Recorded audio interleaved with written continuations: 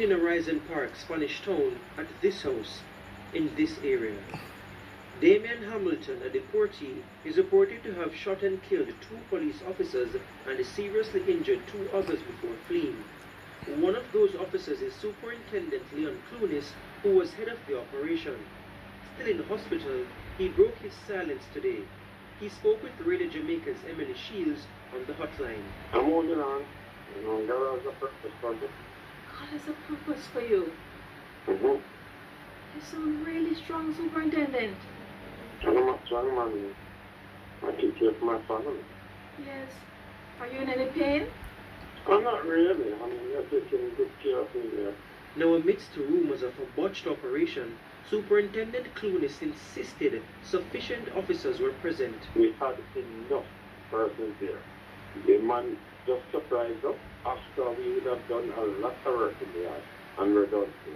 And, there is a wicked would have died in the area where they were taking cover. So, there are people to stop backing their story.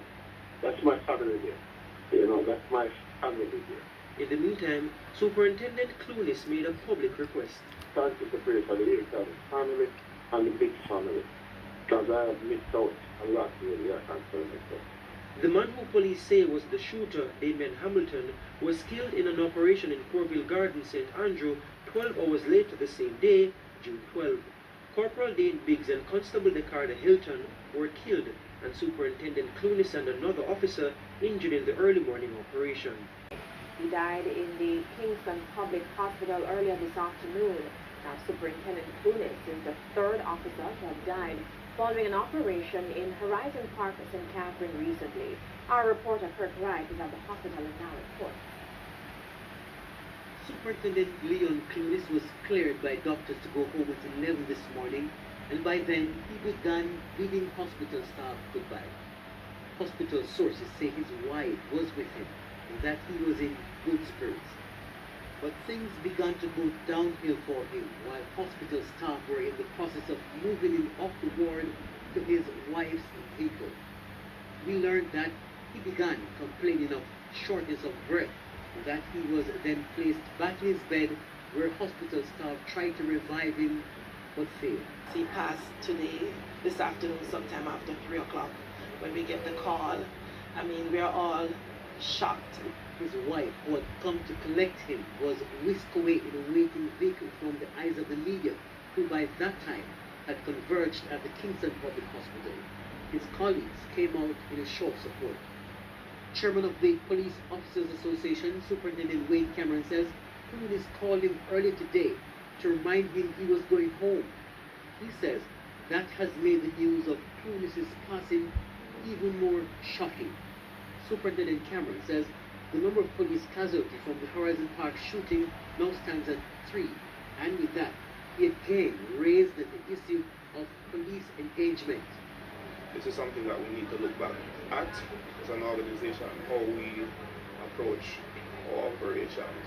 Of course, we again will have to now just put our mindset into that coping strategy, because we will have to encourage our officers, his friends and his colleagues in the JCF. Chairman of the Police Federation, Sergeant Patricia Rowe, says this again demonstrates the seriousness of the job carried out by the security forces. What we want is for the government to recognize the tremendous sacrifice that our police have made on this occasion. And we do not wish for the response to be lukewarm. We do not want for us to next week appear as if it's business as usual. Certainly we have received certain commitments from the Prime Minister. I know that Mr. Clunis' passing will provoke another round of tribute, and we hope that Parliament, the people of Jamaica, will coalesce around the police. Kirk Wright, TVJ. Welcome back all my viewers and subscribers. I am here today again with sad news.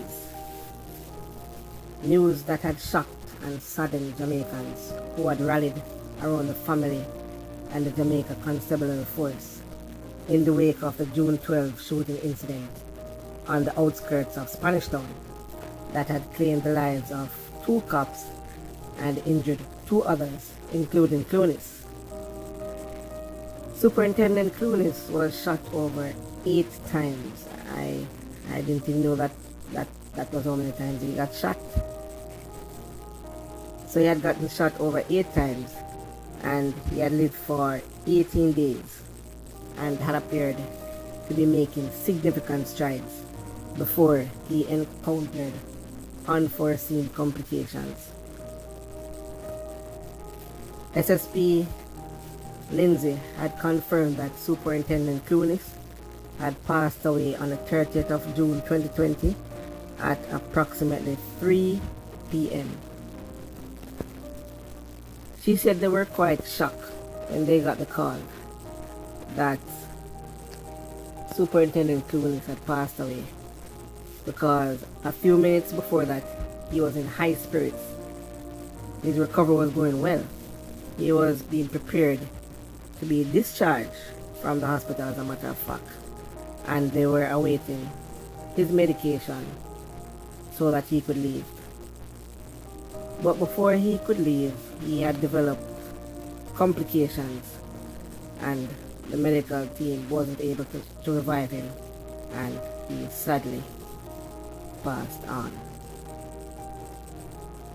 Now that's very tragic, because can you imagine, his children, according to reports, were at home and they were hanging up decorations. They had their welcome home sign, and they had planned a party in honor of their crime fighting dad, due to the fact that he was being discharged from the hospital, when suddenly they got the call that their father would not be coming home anymore because he had passed on. Indeed, this was news that no one was expecting. His wife was there to collect him, along with some of his colleagues, when they had gotten the unfortunate news of his passing.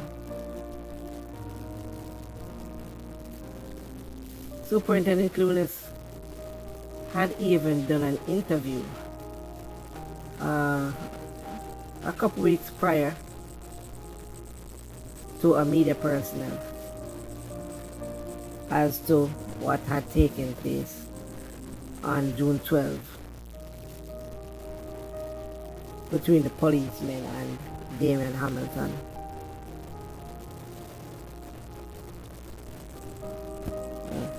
I don't even know what to say. Can you imagine? You had endured a couple hours after the shootout. You had endured days, which turned into weeks. And then finally, when you think you're on the up and up, and that everything is well, and you're looking forward to going home and seeing your family, then tragedy. It's like a double blow, as a matter of fact, because when he got shot, it would have been touch and go, and persons would have been expecting him to die, which he didn't. Then persons were now expecting him to live, which he didn't. The only, and when I say happy part, I don't mean for persons to take it the wrong way, but at least he had gotten to spend a couple weeks with his family members before his passing. Unfortunately, the other 2 officers, their family didn't have any time to say goodbye because they are dying, more than likely, on the scene.